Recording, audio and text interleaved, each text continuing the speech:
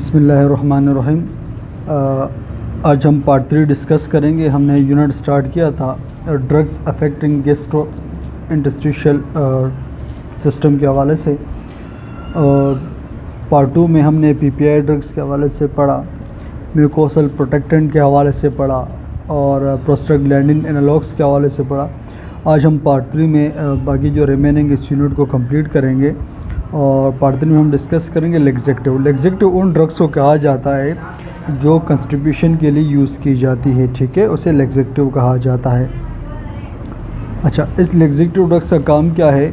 इसका काम क्या है कि generally use to increase the passage of the colon content. इसका काम क्या है? जो भी कोलोन कहते हैं लार्ज इंटेस्टाइन के अंदर जो कंटेंट है, मिसाल के तौर पर जो स्टूल है, उसके पैसेज को इंक्रीज़ करना ताकि वो अगर कब्ज़ वगैरह है ताकि वो बाहर की तरफ बॉडी से एक्सक्रीट आउट हो जाए। तो लेग्जेक्टिव कब्ज़ को खोलने के लिए दिया जाता है ताकि कंस्टिपेशन जो है वो खुल जाए और जो कोलोनिक कंटेंट है वो आउट हो जाए, ठीक है। अब इसके लिए कौन कौन सी ड्रग्स दी जाती है?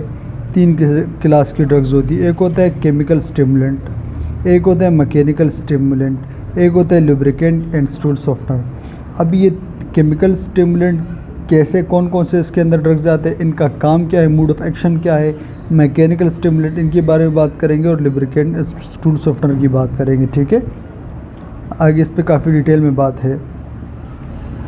लेग्जेटिव इसका काम क्या है? They promote the bowel evacuation for the various purpose, they are classified into their mode of action.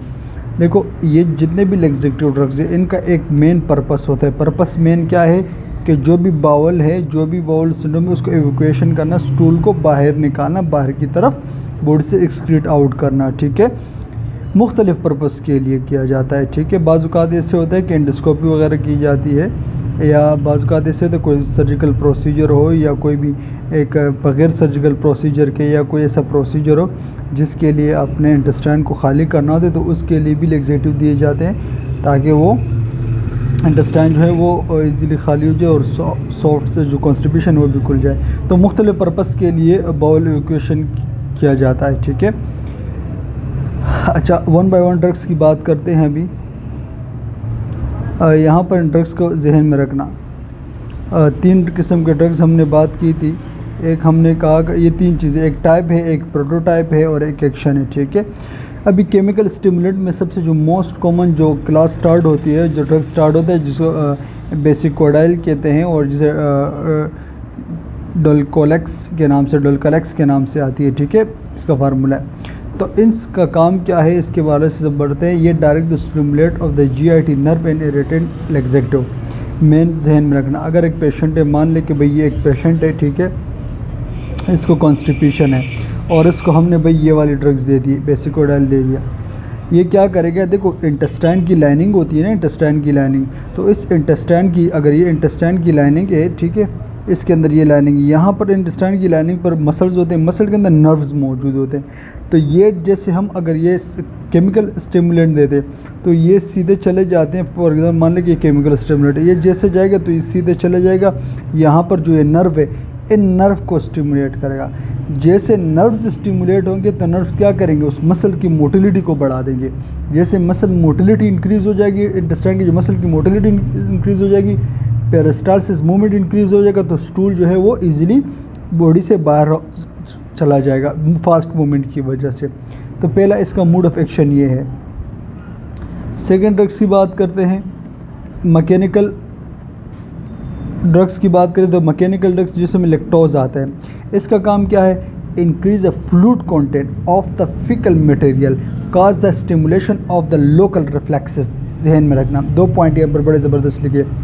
अगर हम किसी को, मान लें ये सेकंड पर्सन है, ठीक है, और इस सेकंड पर्सन को भी भाई क्या है, इस सेकंड पर्सन को भी कॉन्स्टिपेशन है या इसके भी किसी भी पर्पस के लिए हमने इसको स्टूल को बाहर निकालना है, कॉन्स्टिपेशन के लिए जो मटेरियल है उसको बाहर निकालना है। कैसे करेंगे? जब हम किसी पेशेंट को लेग्जेक्टिव देते हैं तो ये लेग्जेक्टिव क्या करता है, ये उस इंटेस्टाइन के अंदर, लार्ज इंटेस्टाइन के अंदर जो फिकल मटेरियल है, मतलब स्टूल जो है, उसके अंदर क्या करेगा, फ्लूइड कंटेंट को बढ़ा देगा, वहाँ पर पानी रोक कर रखेगा, ज़्यादा से ज़्यादा पानी वहाँ पर एब्जॉर्ब होने नहीं देगा, वहीं पे रुकेगा।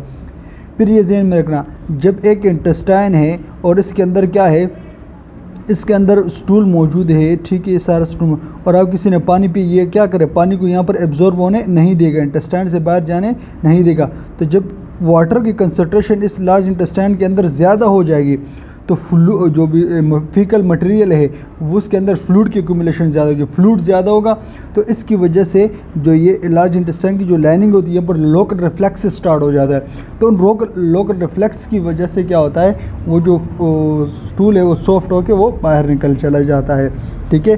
तो सेकंड जो मैकेनिकल स्टिमुलेंट वाले ड्रग्स, इलेक्ट्रोज वाले, इनका काम क्या है कि उस फीकल मटेरियल के अंदर फ्लूइड ज़्यादा करना, फ्लूइड के कंटेंट को इंक्रीज़ कर देना, ठीक है।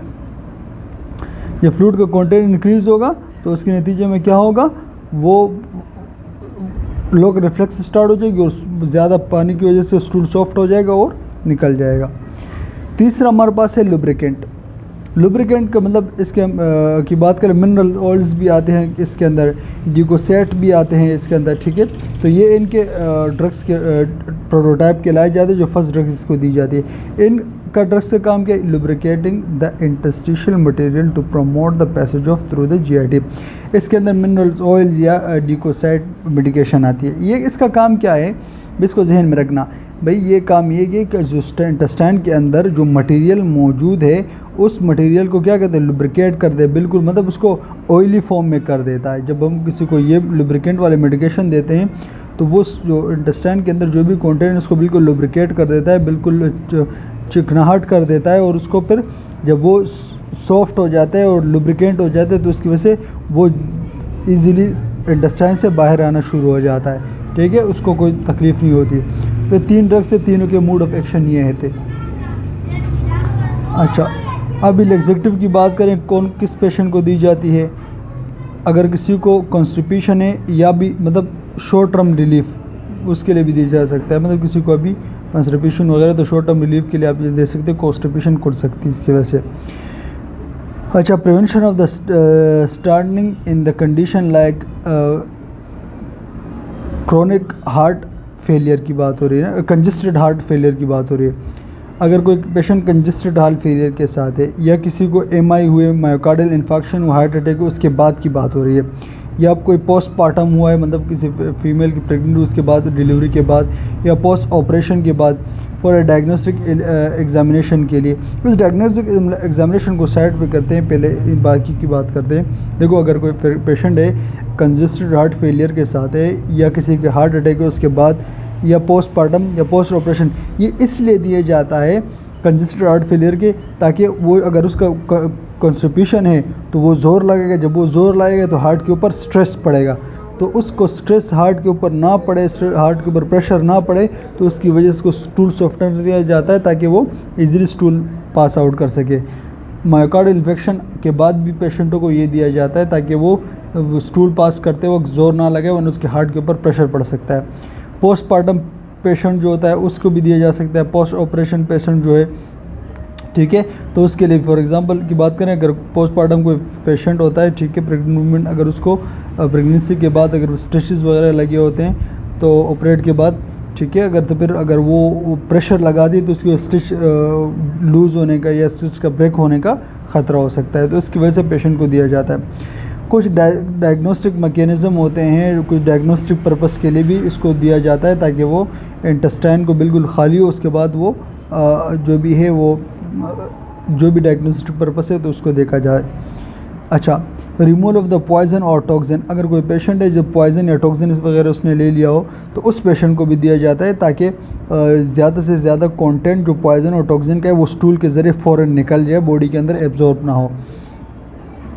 अच्छा, एंटी हेमेंटिक थेरेपी, अच्छा बाज़ औक़ात ऐसे होता है ना, बाज़ औक़ात लोगों को जो कीड़े मारने वाली दवाई दी जाती है ना, बाज़ लोगों के इंटेस्टाइन के अंदर कीड़े मौजूद होते हैं, हेलमिंथिक्स कहते हैं कीड़ों को, ठीक है, तो वर्म्स जिसे कहते हैं, तो उनके साथ उन पेशेंट को भी दिया जाता है। इस वजह से दिया जाता है, अगर किसी को एंटी हेलमिंथिक थेरेपी दी गई हो, मेडिसिन दी गई हो, तो उसके इंटेस्टाइन के अंदर क्या होता है कि कीड़े वगैरह मौजूद होते हैं, तो उसको निकालने के लिए भी लैक्सेटिव दिए जाते हैं ताकि इजीली वो मरे हुए कीड़े जो हैं, वर्म्स हैं, वो बाहर निकल सके। अच्छा, remove the ammonia by the use of lactulose. अच्छा देखो, अमोनिया की बात करें, जो लीवर के पेशेंट होते हैं ना, अगर किसी को लीवर डिजीज़ है तो उसकी मसला लीवर के डिसऑर्डर या लीवर डिजीज़ हो किसी को, तो उसमें ये होता है कि अमोनिया जो है वो फिर बॉडी के अंदर जो है उसकी तादाद ज़्यादा होती है और उसको फिर रिमूव करना, क्योंकि अमोनिया जो है वो नुकसान पहुंचाता है बॉडी को, तो फिर लैक्टोज के ज़रिए फिर लैक्टोज दिया जाता है ताकि ज़्यादा से ज़्यादा अमोनिया जो है वो उसके ज़रिए बॉडी से एक्सक्रीट आउट हो सके। अच्छा, यहाँ पर बात करते 3 चीज़ों की बात हो रही है। काउंटर इंडिकेशन की बात करें, अगर कोई पेशेंट अपेंडिसाइटिस के साथ है, आपने उस पेशेंट को लैक्सेटिव नहीं देनी। डाइवर्टिकुलाइटिस के साथ है, उन पेशेंट को नहीं देना। अल्सरेटिव कोलाइटिस के साथ है, उन पेशेंट को नहीं देना। अपेंडिसाइटिस तो आप लोगों को पता है कि इन्फ्लेमेशन ऑफ अपेंडिक्स की बात हो रही है। डाइवर्टिकुलाइटिस किसे कहते हैं और अल्सराइटिस किसे कहते हैं, ये मैं आपको ज़रा समझाता हूँ ताकि इजीली आपको कॉन्सेप्ट क्लियर हो सके। अच्छा देखो, डाइवर्टिकुलाइटिस को ज़रा जहन में रखना, ठीक है। डाइवर्टिकुलाइटिस किसे कहते हैं, हमारा जो लार्ज इंटेस्टाइन होता है ना, उसके अंदर छोटे छोटे पॉकेट्स बन जाते हैं जिसको हम डाइवर्टिकुला कहा जाता है। क्या कहा जाता है? डाइवर्टिकुला। अच्छा, अगर इस डाइवर्टिकुला के अंदर कोई इन्फेक्शन या सूजन वगैरह बन जाए तो इसको डाइवर्टिकुलाइटिस कहा जाता है। पहले इस जो इंटेस्टाइन है, मान लें कि लार्ज इंटेस्टाइन है, ठीक है, और लार्ज इंटेस्टाइन के अंदर छोटे छोटे पॉकेट्स बन जाते हैं इनकी लाइनिंग पर इस तरह। अगर इस पॉकेट के अंदर क्या हो जाए, इन्फेक्शन इन्फ्लेमेशन हो जाए तो उनको डाइवर्टिकुलाइटिस कहा जाता है, ठीक है। और इस पॉकेट को इन्फ्लेमेशन से पहले डाइवर्टिकुला कहा जाता है। जब इसके अंदर इन्फ्लेमेशन स्टार्ट हो जाती है इन्फेक्शन की वजह से तो डाइवर्टिकुलाइटिस कहा जाता है। तो इस पेशेंट को भी आपने नहीं देना। अल्सरेटिव कोलाइटिस किसे कहते हैं? कोलोन के अंदर इन्फ्लेमेशन हो जाना, कोई ज़ख़म वगैरह हो जाए तो उसकी वजह से ज़्यादा इन्फेक्शन वगैरह, लार्ज इंटेस्टाइन जो है उसके अंदर इन्फेक्शन हो जाना, तो उसको, या किसी भी डिजीज़ की वजह से इन्फेक्शन वगैरह हो जाना, तो उसको क्या कहा जाता है? अल्सरेटिव कोलाइटिस कहा जाता है। ज़ख़म वगैरह बन जाते हैं, ठीक है। तो इन पेशेंट को फिर ये आप नहीं दे सकते। अच्छा, बेसिकोडाइल की बात करें, बेसिकोडाइल जो फर्स्ट हमने ड्रग्स की बात की तो उसके अंदर क्या क्या चीज़ें आते हैं, तो इसके अंदर कस्टर्ड ऑयल आता है, सीना आता है, कैस्केरा आता है और फिनोल फेतालीन आता है। देखो ये कुछ ड्रग्स है, ये कस्टर्ड ऑयल होता है, ठीक है। इसको भी इन तमाम जितने भी ड्रग्स की मैं बात कर रहा हूँ, तमाम का काम यही है कि जो कंस्टिपेशन, जो लार्ज इंटेस्टाइन का जो कंटेंट उनको बाहर निकालना। ये जो 2 किस्म के ड्रग्स है, ये सीना और ये कैस्केरा, ये दोनों हर्बल मेडिकेशन है, ये भी इसी चीज़ के लिए इस्तेमाल किए जाते हैं। और फिनेल फेतालीन के नाम से जो ड्रग्स है ये लेबॉर्ट्री में बनाई जाती है और इनका काम भी ये है कि जो भी कंटेंट है लार्ज इंटेस्टाइन का उसको बाहर निकाला जा सके, ठीक है।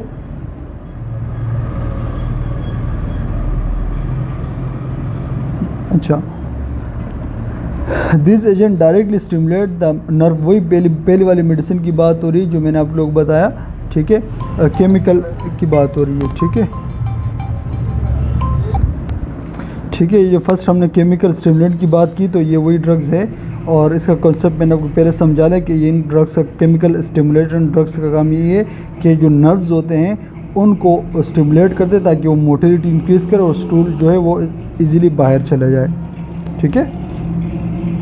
ये सेकंड ड्रग्स मैकेनिकल स्टिमुलेंट की हमने बात की थी, तो उसका प्रोटोटाइप मैंने इलेक्ट्रोलोस बताया था और उसका मैंने आपको बताया था कि ये इसका काम क्या है कि जो फीकल कंटेंट है उनके अंदर, मटेरियल जो है उनके अंदर फ्लूइड को ज़्यादा एक्यूमुलेट कर देना। अच्छा, बल्क फॉर्मिंग लैक्सेटिव, पहले जो था वो इरेटेन लैक्सेटिव था, ये bulk forming laxative. Bulk forming laxative मतलब उसको जो भी इंटेस्टाइन का जो फीकल मटेरियल है उसको बल्क फॉर्म में बना देना, ज़्यादा वाटर की एक्यूमुलेशन करके उसको बल्क फॉर्म में बना देना। इसके अंदर कुछ ड्रग्स की बात एग्जांपल दिए गए हैं यहाँ पर। मैग्नीशियम सिट्रेट के नाम से आता है, मैग्नीशियम हाइड्रोक्साइड के नाम से, मैग्नीशियम सल्फेट, और दूसरा सिलेन कैथेटिक के नाम से, ठीक है। और फिर साइलम के नाम से और पॉलीकार्बोफिल के नाम से। ये तमाम ड्रग्स जो है ये इसी क्लास से बिलोंग करते हैं और उनका काम एक ही है, फीकल मटेरियल के अंदर वाटर को एक्यूमुलेट करना और उसको एक्सक्रीट आउट करना बॉडी से, ठीक है। अच्छा, मैकेनिक उसके मैकेनिज्म एक्शन को बताया गया है। This agent are rapidly acting as laxative increase the GI motility by the increase the fluid in the colonic material. आप लोग को समझ आ गया होगा जो मैंने आपको पहले ही बता दिया था। Stimulate the local stretch receptor activating the local defecation reflexes. लाजमी बात है, जब वाटर ज़्यादा एक्यूमुलेट होगा तो लोकल रिफ्लेक्स स्टार्ट हो जाएगी और लोकल रिफ्लेक्स की वजह से स्ट्रेच मतलब जितना ज़्यादा कंटेंट ज़्यादा होगा। फॉर एग्जांपल आप एग्जांपल के तौर पर ये एक इंटेस्टाइन है, इसके अंदर स्टूल मौजूद है, ठीक है, और जब इसके अंदर वाटर ज़्यादा से ज़्यादा एक्यूमुलेट होना शुरू हो गए तो इंटेस्टाइन का लार्ज साइज़ बढ़ जाएगा।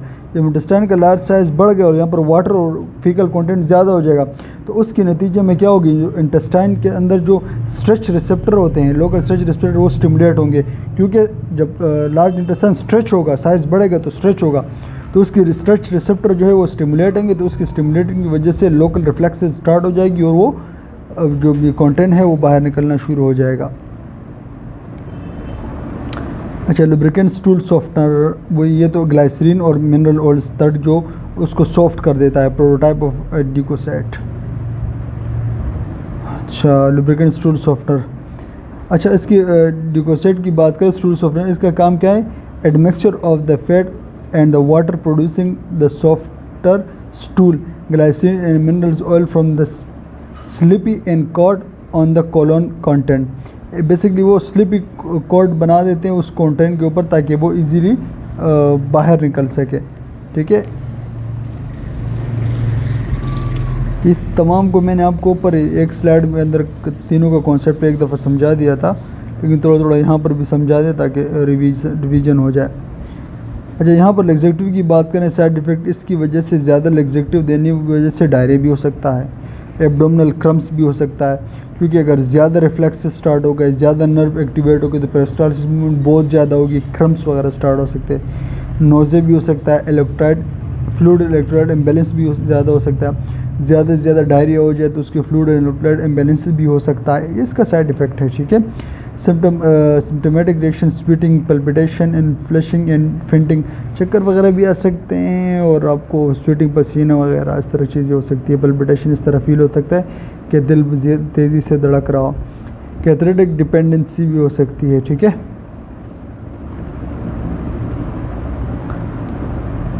अच्छा, अभी एंटी डायरियल की बात करें, वो तो लैक्सेटिव थे ना। अभी फॉर एग्जांपल अगर किसी पेशेंट को डायरिया हो रहा है ना, तो उस डायरिया पहले हम कब कॉन्स्टिपेशन थे उसके लिए ड्रग्स दे रहे थे, अभी अगर डायरिया है तो उसको रोकने के लिए हम कैसे ड्रग्स देते हैं, उसको एंटी डायरियल ड्रग्स कहा जाता है। इन ड्रग्स का काम क्या है, use to calm an irritant of the GIT for the symptomatic relief of the diarrhoea. ये ड्रग्स क्या करती है, जो जीआईटी है ना उसको क्या कहते हैं, उसको इरिटेशन से रोकती है और काम करती है, सुकून में लाती है, ताकि वो जो डायरिया का जो सिम्टोमेटिक डायरिया थी और थी उससे रिलीफ, जो भी डायरिया के रिलेटेड जो सिम्टम वगैरह थे वो रिलीफ हो जाए और डायरिया रुक जाए, ठीक है। मतलब अगेंस्ट ऑफ लूज़ मोशन के अगेंस्ट, या कोई भी डायरिया है उसके अगेंस्ट ड्रग्स दी जाती है ताकि वो डायरिया क्यों हो रहा था, क्योंकि वो मोटिलिटी, इंटेस्टाइन की मोटिलिटी बढ़ रही थी, उसको मोटिलिटी को इंक्रीज़ कर रहा था, इरिटेंट कर रहा था, तो वो फिर फीकल मटेरियल उसको बाहर निकाल रहा था। लेकिन अगर एक शख्स उसको डायरिया हो रहा है, पहले उसकी जो जीआईटी है वो इरिटेट हो रही है और ऊपर से वो और ज़्यादा डायरिया हो रहा है, स्टूल वाटर किस्म के स्टूल हो रहे हैं, तो उसको रोकने के लिए जो ड्रग्स दी जाती है तो एंटी डायरिया, वो डायरिया का ड्रग्स क्या करेगी कि वो उस इरिटेशन को रोकेगी, वो उसकी जो मोटिलिटी है उसको स्लो करेगी और रिलेटेड सिम्टम को स्लो करेगी। इसमें कौन से ड्रग्स दिए जाते हैं, एक लोकल एंटी मोटिलिटी, जो पेरिस्टाल्सिस मूवमेंट होती है मोटिलिटी उसके अगेंस्ट ड्रग दी जाती है ताकि मोटिलिटी कम हो और डायरिया स्टूल पैसेज आउट कम हो। लोकल रिफ्लेक्स इनहिबिटर, जो रिफ्लेक्सेस हो रहे थे, जिस ड्रग्स देने की वजह से रिफ्लेक्सेस हो रहे थे या वैसे रिफ्लेक्सेस ज़्यादा हो रहे हैं तो उस रिफ्लेक्सेस को रोकेगी। जब रिफ्लेक्सेस रुकेंगे तो वो जो इंटेस्टाइन उसको इरिटेशन नहीं मिलेगी और रिफ्लेक्सेस रुकेंगे तो स्टूल आउट नहीं जाएगा, तो डायरिया भी रुकेगा। Central action on the CNS, और एक ये कुछ ड्रग्स ऐसी होती है जो हमारे सेंट्रल नर्वस सिस्टम के ऊपर अटैक करती है, उसको स्टिमुलेट करती है, उसके थ्रू जाकर डायरिया को रोकती है। वो कैसे रोकती है वो मैं आपको आगे समझाता हूँ, ठीक है। अच्छा, एंटी डायरियल ड्रग्स की बात है, एक local reflex drugs, local reflex drugs की बात इसमें क्या आते हैं, लोकल रिफ्लेक्स इनहिबिटर में जो आम लोकल रिफ्लेक्सेस उसको रोकने वाली, ये इसमें बिस्मथ के नाम से या बिस्मथ सब सिलिसाइड क्या क्या नाम है, ऐसे अजीब व गरीब नाम है इसके। अच्छा, ये इसका नाम जो है बिस्मथ सब सेलिसाइलेट के नाम से, ठीक है। इसका जो काम है ये basically local coat the lining of the GIT to short irritation. देखो जहन में रखना, अगर हम किसी ये पेशेंट है, ठीक है, इसको क्या है, इसको मसला है भाई, इसका अभी डायरिया है, लेकिन हमने इसको ऐसी ड्रग्स दी कि उसकी जो रिफ्लेक्सेस है उसको रोके। तो अगर ये इंटेस्टाइन हो रहा है ना, तो इस इंटेस्टाइन का जब ये ड्रग्स देंगे तो ये जाके इस ड्रग्स के इंटेस्टाइन की इस लेयर के ऊपर, इसके ऊपर एज अ कोट की फॉर्म में ऊपर इस तरह तह बना देगा, इस लार्ज इंटेस्टाइन के ऊपर तह बना देगा इस तरह इनर साइड पर। जब ये लार्ज इंटेस्टाइन की इनर साइड पर यह तह बनेगी तो इस जो रेड किस्म का जो ये जो इंटेस्टाइन का जो पार्ट था, म्यूकोसल था, इसको इरिटेशन नहीं मिलेगी। जब इसको इरिटेशन नहीं मिलेगी तो वो मोटिलिटी जो हो रही थी वो एकदम रुकेगी और जो स्टूल है वो एकदम जाना रुक जाएंगे, वाटर रुकेगा, वाटर एब्जॉर्ब और स्टूल हार्ड होना शुरू हो जाएंगे, तो वो नॉर्मल कंडीशन में आना शुरू हो जाएगा। तो इसका काम है कि नॉर्मल कोट बना के GIT की लाइनिंग के ऊपर एक कोट बना के लेयर बनाकर उस इरिटेशन को रोक दे, ताकि जो रेड किस्म की ये जो नज़र आ रही है ना, ये GIT की जो लेयर है, इसको इरिटेशन ना मिले। जब इसको इरिटेशन नहीं मिलेगी तो इजीली वो रिफ्लेक्सेस कम होगा। सेकंड यहाँ पर ड्रग्स की बात हो रही है लोकल एंटी मोटिलिटी। भाई इसमें क्या थे, ल्यूपेरामाइड के नाम से आती है। अगर हम किसी को ये देंगे तो ये क्या करती है, direct inhibit the interstitial mucosal activity to slow the peristalsis. मैंने आपको पहले बताया था ना, मैंने आपको यहाँ पर क्लियर बताया था कि इंटेस्टाइन है, इंटेस्टाइन के अंदर क्या मौजूद होते हैं, नर्व्स मौजूद होते हैं। तो ये ड्रग्स जाके उस नर्व को ही रोक देगा, ताकि जब नर्व रोकेंगे उसको, नर्व रोकेंगे तो यहाँ पर भी मसल्स भी मौजूद है, जब नर्व रोकेंगे तो मसल को स्टिमुलेशन नहीं मिलेगी। जब इंटेस्टाइन के मसल्स को स्टिमुलेशन नहीं मिलेगी तो उसके नतीजे में होगा क्या, उसकी एक्टिविटी रुकेगी। जब फिर पेरिस्टाल्सिस मूवमेंट कम होगा, ये पेरिस्टाल्सिस मूवमेंट कम होगा मतलब नर्व स्टिमुलेट नहीं हो रहे, उसकी स्टिमुलेशन रुकेगी, स्टिमुलेशन रुकेगी तो मसल की मूवमेंट रुकेगी, मसल की मूवमेंट रुकेगी तो जो बार बार डायरिया हो रहा था वो स्टॉप होगा, वो स्टॉप होगा। था जब ज़्यादा देर तक लार्ज इंटेस्टाइन के अंदर मटेरियल मौजूद होंगे तो वहाँ से एब्जॉर्ब वाटर की एब्जॉर्प्शन भी ज़्यादा होगी। जब लार्ज इंटेस्टाइन से वाटर एब्जॉर्ब होंगे तो स्टूल हार्ड होना शुरू हो जाएगा, ठीक है। अच्छा, सेंट्रल एक्टिंग एजेंट की बात हो रही है। Stop the GIT spasm by the CNS action. ये CNS एक्शन किस तरह करता है ये मैं भी आपको थोड़ा सा कॉन्सेप्चुअल वे में समझाता हूँ, ठीक है, इसको समझना ज़रूरी है। अच्छा देखो, यहाँ पर हम इसकी बात करें, सेंट्रल एक्टिंग एजेंट की बात करें तो ये ऐसे ड्रग्स होते हैं जो हमारे ब्रेन के ऊपर क्या करते हैं, काम करते हैं। हमारा जो ब्रेन होता है वो बेसिकली सिग्नल भेजता है, हमारे इंटेस्टाइन के अंदर नर्व्स होते हैं उनको स्टिमुलेट करता है। जब नर्व्स स्टिमुलेट होंगे तो मोटिलिटी फास्ट होगी और स्पाज्म पेन वगैरह भी होता है। लेकिन जब हम ये ड्रग्स देते हैं, सेंट्रल एक्टिंग एजेंट देते हैं, जैसे ओपियम डेरिवेटिव्स या इसका जो फार्मूला है पैरागोरिक ड्रग्स देते हैं, तो ये क्या करती है, हमारे जो CNS से जो सेंट्रल नर्वस सिस्टम में जो स्टिमुलेशन आ रही थी उसी को स्टॉप कर देती है। जब वो स्टॉप हो जाती है तो GIT की जो स्पाज्म होते हैं और मोटिलिटी होती है वो स्टॉप हो जाती है। जैसे वो स्टॉप होती है तो उसकी वजह से पेरिस्टाल्सिस मूवमेंट कम, फिर जो फ्लूइड पैसेज जो है वो कम जाता है बाहर, ज़्यादा टाइम तक लार्ज इंटेस्टाइन के अंदर स्टूल रहता है, वाटर एब्जॉर्ब होती है तो नॉर्मल कंडीशन में हार्ड हो जाती है, नॉर्मल हो जाता है कंडीशन। अच्छा, इसकी बात करते हैं इस ड्रग्स की। ये relief for the symptom use acute chronic diarrhoea, acute या क्रोनिक डायरिया के हवाले से दिया जाता है। Reduction of the faecal volume and discharge from the ileostomy. बाज़ लोगों को एलोस्ट्रोमी का बेक लगा होता है ना, तो उसमें फीकल डिस्चार्ज जो होता है वो होता है बहुत ज़्यादा, क्योंकि एब्जॉर्प्शन प्रॉपर नहीं होती तो उस पेशेंट को भी ये दिया जाता है, ठीक है। अच्छा, prevention and treatment of the travels diarrhoea. बाज़ औक़ात ऐसे होते हैं ना, लोग ट्रैवल करते हैं एक जगह से दूसरी जगह ट्रैवल करते हैं, रास्ते में खुराक वगैरह इस तरह खा लेते हैं तो उसकी वजह से भी उनको डायरिया वगैरह जो डायरिया हो जाता है, तो उनसे प्रिवेंशन के लिए भी ये मेडिसिन दी जाती है, ठीक है, एंटी डायरियल ड्रग्स। अक्सर बाज़ लोग और जब सफ़र में जाते हैं तो फ्लाइजिल वगैरह टेबलेट और ये चीज़ें अपने साथ लेके जाते हैं ताकि अगर वो कोई इस तरह पेट ख़राब हो तो उसके लिए ली जाए।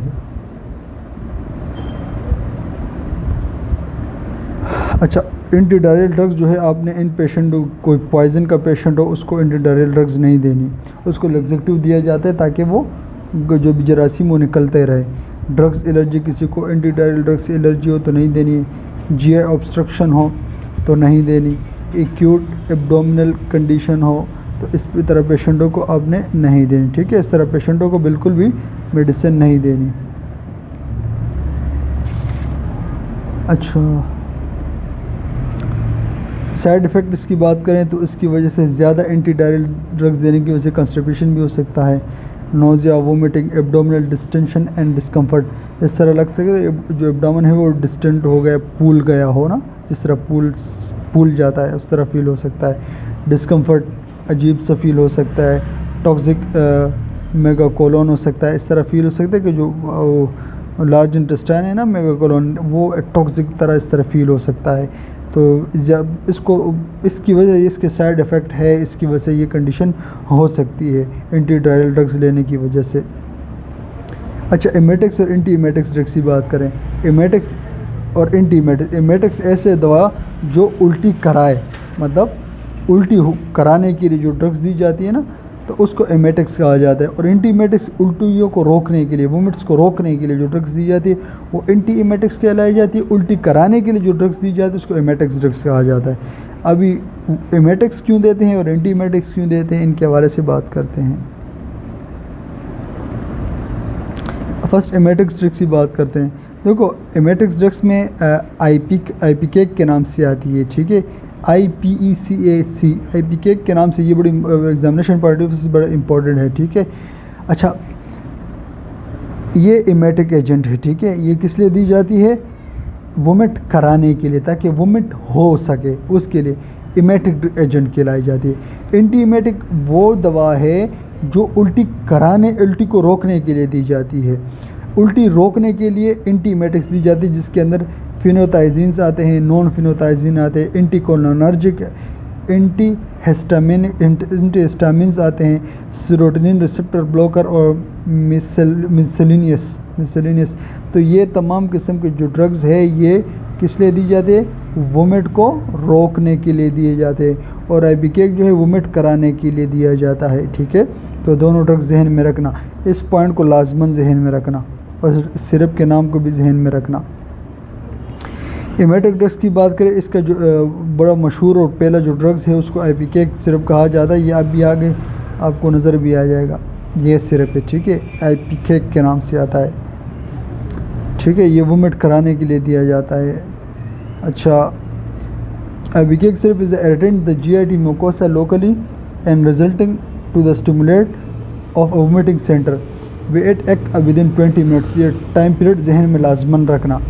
ये ऐसे शरबत है, अगर ये किसी पेशेंट को दिया जाए, जैसे आईपीकेक सिर्फ किसी पेशेंट को दिया जाता है, जैसे वो उसके स्टमक और इंटेस्टाइन में पहुंचता है तो फ़ौरन वहाँ पर ये क्या करेगा? इरिटेशन स्टार्ट करेगा।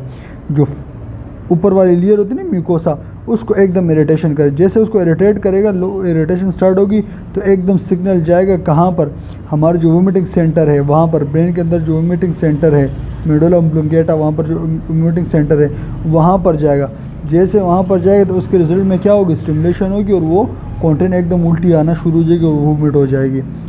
ये सिर्फ देने जब दिया जाता है तो 20 मिनट के अंदर अंदर ये क्या करता है? अपना काम शो करता है। तो ये 10-20 मिनट्स का जहन में लाजमन रखना। अच्छा, फिर एमेटिक ड्रग्स की बात करें तो clinical use induce the vomiting as a treatment for the drugs overdose या सर्टेन पॉइजन। कोई पेशेंट पॉइजन वगैरह किसी ने इस्तेमाल किया हो तो हम कोशिश करते ताकि वोमिट कर सके और वो गंदगी बाहर आ सके, ठीक है, टॉक्सिन वगैरह, या किसी ने ओवरडोज ड्रग्स ले ली हो तो उनको भी ये दिया जा सकता है ताकि वो बॉडी के अंदर एब्जॉर्ब ना हो, कंटेंट बाहर निकल जा सके। अच्छा, अभी ये एमेटिक ड्रग्स किस पेशेंट को नहीं दे सकते हो? अच्छा, corrosive chemical, injection of corrosive chemicals, injection of petroleum products और अनकॉन्शियस। अच्छा, कोरोसिव केमिकल्स का मतलब ये है कि भाई वो पेशेंट जो इस तरह चीज़ें काले एग्जाम्पल। अच्छा, इसमें ये कोरोसिव केमिकल्स में जो है, इसमें जैसे कि सल्फ़र एसिड वगैरह हो गया या ब्लीच वगैरह हो गया या कास्टिक सोडा वगैरह जो होता है, इस तरह कोई पेशेंट पी लेते हैं ना तो उसको दिया जाता है ये। लेकिन ये पुराने ज़माने में ये IPK सिरप दिया जाता था, अभी क्यों नहीं दिया जाता? फॉर एग्ज़ाम्पल अभी सोचे अगर एक शख्स है वो ब्लीच पी लेता है, जैसे वो ब्लीच पीता है या जो भी वॉशरूम साफ़ करने वाले जो भी वो दवाएं होती है वो पी लेता है, जैसे वो उसको पीते एक तो उसका पहले मुंह जलेगा, फिर एसोफेगस जलेगा, फिर स्टमक जलेगा, तो जितना भी डैमेज होगा वो तो ठीक है। लेकिन जब हम IPK सिरप देते हैं तो वो जैसे वो पी लेगा तो वो वोमिट आएगी, अगर वो वोमिट के साथ वही पॉइज़न दोबारा आएगा तो दोबारा से एसोफेगस जलेगा, दोबारा से मुंह जलेगा, दोबारा से वो कंडीशन और ज़्यादा हो जाएगी। तो अब इस वक्त ये सिरप जो है वो नहीं दिया जाता, ठीक है। अच्छा, इस वक्त तो ये तो पहले की बात हो रही थी, लेकिन अभी तो एडवांस दौर है, अभी तो डायरेक्ट NG पास करके स्टमक की वॉश कर देते हैं। अच्छा, injection of the petroleum product, जैसे कोई पेट्रोल वगैरह कोई पी ले या कोई इस तरह डीज़ल वगैरह जिस तरह चीज़ें हैं ये पी ले तो पेट्रोलियम प्रोडक्ट, तो इस तरह पेशेंट को भी ये दिया जाता था पहले, अनकॉन्शियस और कन्वल्सेंट पेशेंट को। अच्छा, ये कह रहे हैं नहीं देना है, ये जो मतलब इसको नहीं देना है, petroleum injection product in patient को भी नहीं देना है। क्यों? क्योंकि अगर वो पहले से वो इस तरह उसकी इरिटेशन हुई पूरा स्टमक पेट्रोल पीने की वजह से या इन चीज़ों को पीने की वजह से पहले से इरिटेशन हो गई हो तो ये नहीं देना चाहिए। तो ये पहले ज़माने में देते थे लेकिन अभी ये नहीं देते, ठीक है। अच्छा, अनकॉन्शियस पेशेंट की बात करें तो अनकॉन्शियस पेशेंट को तो पहले से ही नहीं देना, क्योंकि उसकी वजह ये कि अगर अनकॉन्शियस पेशेंट को ये पिलाओगे तो वो तो भाई बाहर नहीं, उसके अंदर इतनी एबिलिटी नहीं हो सकती कि वो वापस दोबारा से वोमिट करे, लेकिन वो अगर ऊपर आती भी है वो सांस की नाली में चली जाएगी, ठीक है। तो कन्वल्सेंट पेशेंट को फिट्स वगैरह तो उस पेशेंट को भी ये नहीं देना चाहिए, ठीक है, इमेटिक्स ड्रग्स। अच्छा, इमेटिक्स ड्रग्स की बात करें तो इसका साइड इफ़ेक्ट हो सकता है नोज़िया, डायरिया, GIT अपसेट हो सकती है, कुछ हमारे जो ब्रेन है उसके ऊपर थोड़ा सा, सेंट्रल नर्वस सिस्टम के ऊपर थोड़ा सा इफेक्ट हो सकता है माइल्ड, जिस तरह ड्राउनेस वगैरह आ जाती है, गुनूदगी वगैरह आ जाती है, नींद आ जाता है। अच्छा, cardiotoxicity if a large amount are the absorb in the body, अगर IPK किसी को दे दिया जाए और वो लार्ज अमाउंट में हमारे बॉडी के अंदर एब्जॉर्ब हो जाए तो उसकी वजह से कार्डियोटॉक्सिसिटी हार्ट के ऊपर इशू पड़ सकते हैं, हार्ट को नुकसान पहुंचा सकते हैं, ठीक है। अच्छा, एंटी इमेटिक्स ड्रग्स की बात करें, अभी वो लोग जिनको वोमिट होती है ना उनको वोमिट को रोकने के लिए जो ड्रग्स दी जाती है उसको एंटी इमेटिक्स ड्रग कहा जाता है, ठीक है। अच्छा, एंटी इमेटिक्स ड्रग्स की बात करें, this agent are use to manage the use nausea और वोमिटिंग को मैनेज करने के लिए एंटी इमेटिक्स ड्रग्स दी जाती है। और ये क्या करते हैं, एक्ट इधर लोकली और सेंट्रली, अच्छा ये दोनों तरफ पे काम करता है, लोकली भी काम करता है हमारे स्टमक के अंदर और सेंट्रली हमारे जो सेंट्रल नर्वस सिस्टम में जहाँ से वोमिटिंग सेंटर है, ठीक है, उनको ऊपर भी काम करता है, तो दोनों जगह पे काम करता है। अभी कैसे काम करते हैं आगे हम इसको डिस्कस करते हैं। इन जनरली दे आर में inhibit the chemoreceptor trigger zone in the medulla by the blocking the dopamine receptor. अगर किसी को वोमिटिंग होती है ना तो हमारा जो मेडुला है ये बेसिकली हमारे ब्रेन का एक पार्ट है और ये इसके अंदर एक जगह होती है जिसको हम केमोरेसेप्टर ट्रिगर जोन कहते हैं। ये ड्रग्स जाती है उस जोन को ही ब्लॉक कर देती है, इनहिबिट कर देती है, ताकि वहाँ पर जो डोपामिन रिसेप्टर होते हैं ना, डोपामिन, उनको ही ब्लॉक कर देती है ताकि वो ट्रिगर ना हो। वो ट्रिगर नहीं होंगे तो केमोरेसेप्टर ट्रिगर जोन जो है वो स्टिमुलेट नहीं होगा तो वोमिटिंग एकदम रुक जाएगी। तो इसमें लिखे in the generally they may be inhibit the chemoreceptor trigger zone in the medulla. ये ड्रग्स जब दी जाती है एंटीमेटिक्स ड्रग, ये डोपामिन को ब्लॉक कर दे। डोपामिन के जो रिसेप्टर होते हैं ना, डोपामिन केमिकल्स होते हैं हमारे ब्रेन के अंदर, इनके रिसेप्टर को ब्लॉक कर देंगे। जैसे इनके रिसेप्टर ब्लॉक होंगे तो उसके नतीजे में मेडुला के अंदर जो कीमो रिसेप्टर ट्रिगर जोन है वो स्टिमुलेट नहीं होगा, वो बंद होगा तो वोमिटिंग की स्टिमुलेशन नहीं मिलेगी, एकदम वोमिटिंग भी रुक जाएगी। They act by the decrease the sensitivity of the vestibular apparatus. देखो हमारे कान के अंदर एक इनर एयर के अंदर एक जगह होती है जिसको एक हिस्सा मौजूद होता है जिसको वेस्टिबुलर कहते हैं, वेस्टिबुलर अपैरेटस। इस वेस्टिबुलर अपैरेटस का काम क्या है, ये हमारे पोजीशन को मेंटेन करता है। किस चीज़ को? पोजीशन को मेंटेन करता है। लेकिन जब हमारी पोजीशन डिस्टर्ब होती है तो इसकी वजह से सिग्नल ब्रेन तक पहुंचते हैं और हमें एकदम वोमिटिंग होती है। ब्रेन के वोमिटिंग के उस पहुंचना शुरू हो जाते हैं। इसकी एग्जांपल मैं देता हूँ।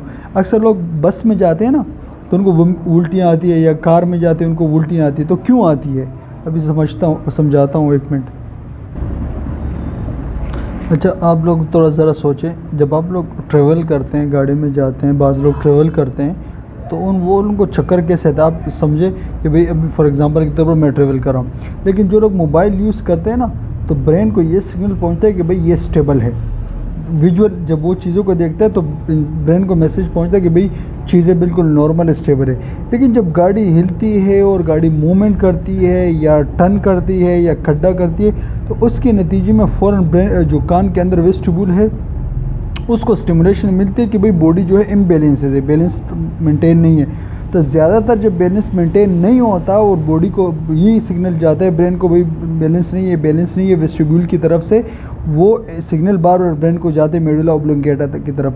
तो वहाँ पर जो हमारा केमोरेसेप्टर ट्रिगर जोन है वो स्टिमुलेट होता है, उसके नतीजे में वोमिटिंग होना शुरू हो जाती है।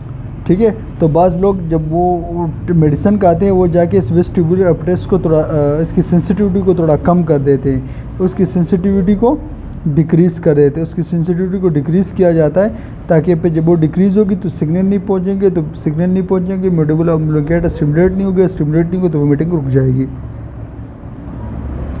अब इसमें ड्रग्स कौन कौन से दिए जाते हैं इसको ज़रा समझने, यहाँ पर इसको क्लियरली एक्सप्लेन किया गया है। ये कि 5 किस्म की ड्रग्स है, इसको ज़रा समझ लें। इस स्लाइड को छोड़ दें, ये तो इसके एग्जांपल है। जिसे फिनोथाइज़ान के अंदर कॉमन एग्जांपल बताया गया है, प्रोक्लोरोपेराज़ाइन के नाम से आता है, प्रोमेथाज़िन के नाम से आता है, नॉन फेनोथाइज़िन से मेटाकोलोप्रोमाइड आता है, और इस तरह एंटीकोलिनर्जिक एंड एंटीहिस्टामिन के अंदर मेक्लिजिन और ब्यूक्लिजिन के नाम से आता है। ठीक है, अच्छा ठीक है। इस तरह सेरोटोनिन और रिसेप्टर ब्लॉकर के अंदर फिर ये सेट्रोन के नाम से या डेलिसिट्रोन के नाम से आता है, डेलासिट्रोन के नाम से। मिसलिनियस के अंदर इसके अंदर आता है ड्रोनोबाइनॉल के नाम से और हाइड्रोक्सिन। ये इसके एग्जाम्पल के नाम बताए गए हैं। ठीक है, इसकी वन बाय वन ड्रग्स की बात करें जो फेनोथाइज़न के अंदर है, ये क्या करता है, ये block the vomiting centre in the medulla के अंदर जो केमोरेसेप्टर जोन है ना उसको ब्लॉक कर देता है ताकि वो स्टिमुलेट ना हो और वोमिटिंग रुक जाए। नॉन फेनोथाइज़ोन काम करता है, ये reduce the responsiveness of the nerve cell in the medulla and also block the dopamine receptor. ये नॉन फेनोथाइज़िन क्या करते हैं, डोपामिन के रिसेप्टर को ही ब्लॉक कर देते हैं। डोपामिन के रिसेप्टर ही ब्लॉक होंगे तो उसके नतीजे में स्टिमुलेशन नहीं मिलेगी, वहाँ पर स्टिमुलेशन नहीं होगी। जब स्टिमुलेट नहीं होगी तो वोमिटिंग नहीं होगी। ठीक है, एंटीकोलिनर्जिक की बात करें, block the transmission of the impulses of the medulla to the medulla. जो इम्पल्सेस जा रहे होते हैं ना मेडुला की तरफ ट्रांसमिट होते हैं, वोमिटिंग कराने के जो इम्पल्सेस जा रहे थे बेसिकली जाके उनको ही ब्लॉक कर देता है, उनकी ट्रांसमिशन को ब्लॉक कर देता है ताकि मेडुला जो है वो स्टिमुलेट ना हो और वोमिटिंग रुक जाए। इन तमाम ड्रग्स का काम एक ही है, वोमिटिंग रोकना, मगर अलग अलग तरीके से रोकती है। ठीक है, अच्छा फिर तीसरा है सेरोटोनिन रिसेप्टर ब्लॉकर, इसका नाम से पता लगता है। ठीक है, तो ये क्या करता है, सेरोटोनिन जो केमिकल से उनको ही ब्लॉक कर देता है। Central and local inhibit the serotonin receptor और miscellaneous act as the CNS इधर इन द मेडुला और इन द कॉर्टेक्स। तो ये बेसिकली इनका भी काम ये है कि सेंट्रल नर्वस सिस्टम के ऊपर ये एक्ट करता है और उनका काम ये है कि मेडुला को स्टिमुलेशन से रोकना ताकि वोमिटिंग रुक सके। इसको काफ़ी ज़्यादा एक्सप्लेन करने की ज़रूरत नहीं है क्योंकि टू द पॉइंट बातें की गई है और सिंपल सी चीज़ें बताई गई है। फेनोथाइज़िन किस लिए दिया जाता है, एनेस्थीसिया के लिए, और इंट्रैक्टेबल बस मतलब हिचकी होती है ना, हिचकी कुछ ऐसी होती है कि कुछ हिचकियाँ आती है जो नॉर्मली 2-3 दिन में ख़त्म हो जाए, कुछ ऐसी होती है जो लंबी चलती है, महीनों तक चलती है, हफ्तों तक चलती है। तो इंट्रैक्टेबल हिकबस के लिए तो ये मेडिसिन भी दी जाती है। ठीक है, रोकने के लिए। नॉन फेनोथाइज़िन की बात करें तो ये आपको stayed with the chemical stimulation के लिए दी जाती है। ठीक है, और एंटीकोलिनर्जिक की बात करें समझिए मोशन सिकनेस के लिए दी जाती है। ठीक है, मोशन सिकनेस को उसके साथ दी जाती है ताकि फॉर एग्जांपल कोई पेशेंट ऐसा होता है ना जिसको चक्कर वगैरह आते हैं, ट्रेवल वगैरह करते हैं, मोशन सिकनेस कहते हैं। जैसे बस में ट्रेवल करता है, गाड़ी में ट्रेवल करता है, उसको वोमिट फील होती है, तो उस पेशेंट को दी जा सकती है। अच्छा, बाज़ लोग केमोथेरेपी लेते हैं ना, जिसको सीए के पेशेंट को केमोथेरेपी ड्रग्स दिए जाते हैं उसके सीए के जरासीम को रोकने के लिए, तो उन ड्रग्स को उन पेशेंट को भी ये सेरोटोनिन रिसेप्टर ब्लॉकर दिया जाता है, ताकि इन केमो रिसेप्टर ड्रग्स का भी एक काम ये है कि इनकी वजह से भी जो होती है साइड इफ़ेक्ट इनका ये है कि वोमिटिंग ज़्यादा होती है, तो उन पेशेंट को भी ये दिया जाता है ताकि उनको वोमिटिंग कम हो। मिसलिनियस भी इस तरह सेम केमोथेरेपी के पेशेंट को दी जा सकती है, ठीक है। तो ये बताया गया कि ये ड्रग्स इन पेशेंट को दी जाती है, ये ड्रग्स इन पेशेंट को दी जाती है, ये ड्रग्स इन पेशेंट को दी जाती है। तो सिंपल सी पॉइंट है, आप लोग जिससे रीड करेंगे तो आपको डायरेक्ट जहन में आएगा, इसको ज़्यादा एक्सप्लेन करने की ज़रूरत भी नहीं है। जहाँ ज़्यादा ज़रूरत था वहाँ मैंने आपको काफ़ी कॉन्सेप्चुअल समझाया है।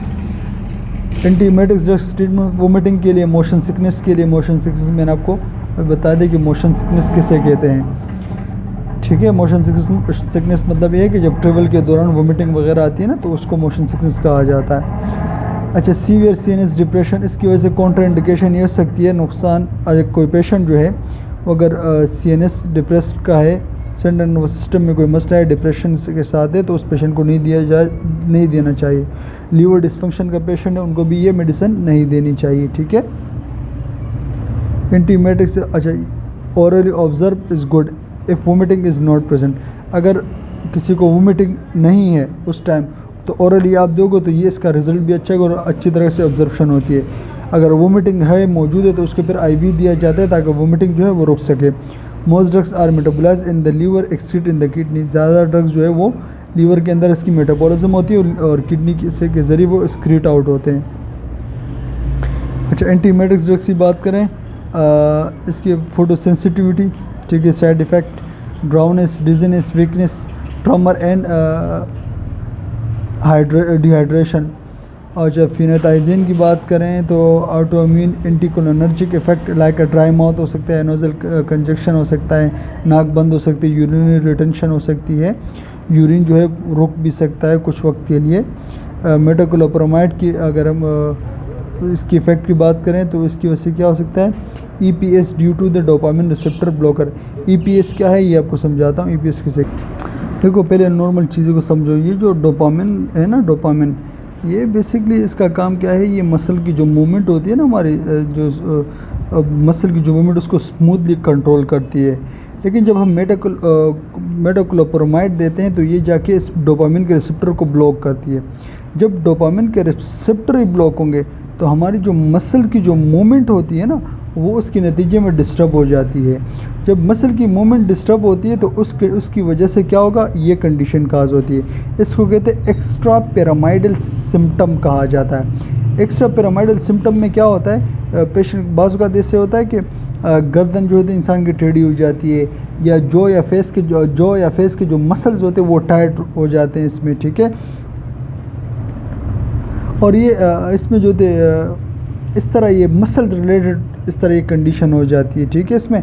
तो इसके अब मज़ीद भी सारे सिम्टम देख सकते हो। मैंने थोड़ा सा पढ़ा था लेकिन मेरे जहन में अभी आ नहीं रहा, लेकिन इस पॉइंट को आप लाजमन देखें इस चीज़ के हवाले से। हाँ, इतना तो पता है कि डोपामिन रिसेप्टर जो है वो डोपामिन का काम है हमारे मसल की जो मूवमेंट उसको स्मूथली कंट्रोल करती है, लेकिन मेटाकोलोप्रोमाइड इस डोपामिन के रिसेप्टर को ब्लॉक करेगी। जब ये ब्लॉक होगी तो मसल कंट्रक्शन जो कंट्रोल है वो ख़राब होगा तो उसकी वजह से ये कंडीशन कहा जाता है। इसको एक्स्ट्रा पिरामिडल सिम्टम कहा जाता है। ये भी एक मसल से मूवमेंट से रिलेटेड एक कंडीशन है, ठीक है। यहाँ पर हमारा यूनिट जो है एंड हो जाता है और ठीक है। Best of luck, thank you.